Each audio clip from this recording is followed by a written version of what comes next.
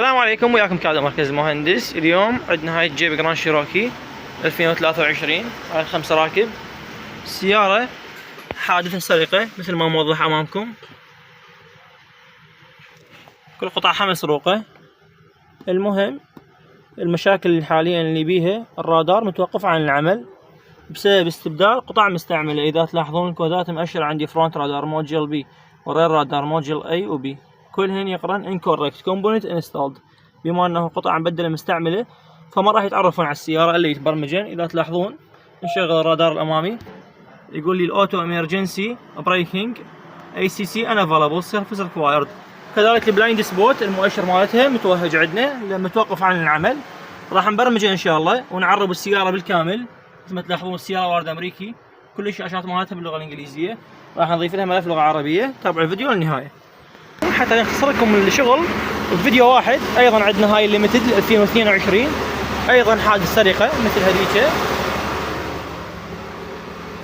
كذلك الرادارات الامامي والخلفيات ايضا مبدلات بقطع مستعملة بطالبات برمجة. اذا تلاحظون الرادار الامامي ما يشتغل. كذلك البلايند سبوتات مؤشرة راح نبرمجها للسيارة من ناحية الرادارات، وايضا ننزل ملف تعريب للشاشات. السلام عليكم، رجعنا لكم بهاي الجيبات الجراند شيروكي الشكل الجديد اللي بيها مشاكل سرقة، وعلى اثر السرقة الحوادث اللي صايره لهن اصحابهن مبدلين قطع رادارات خلفية مستعملة وامامية. كذلك حاليا فضل بالعالمين توفيقه بعد البرمجة رجع الرادار يشتغل بدون اي مشكلة. وكذلك البلايند سبوت شوفكم التشغيل مالته حاليا بعد اطفاء تشغيل السيارة، كل اموره طبيعية. وايضا تعربت الشاشات بالكامل مثل ما بلغناكم.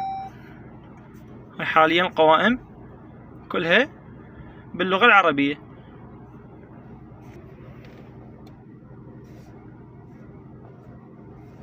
هاي ملحقات المقاييس والانحدار والالتفاف كل تطبيقاتها باللغة العربية.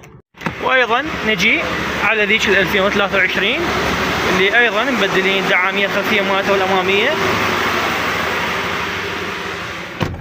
حاليا الرادار مالتها بعد البرمجة شغال وما بي اي مشكلة. وايضا هاي البلايند سبوت من بعد ما كان مؤشر حاليا طافي معناها فعال. وهاي الاطفاء والتشغيل مالتها.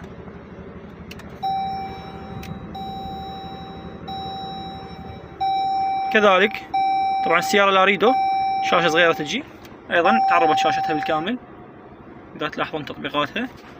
وهاي شاشة المعلومات ايضا باللغة العربية. تحياتي.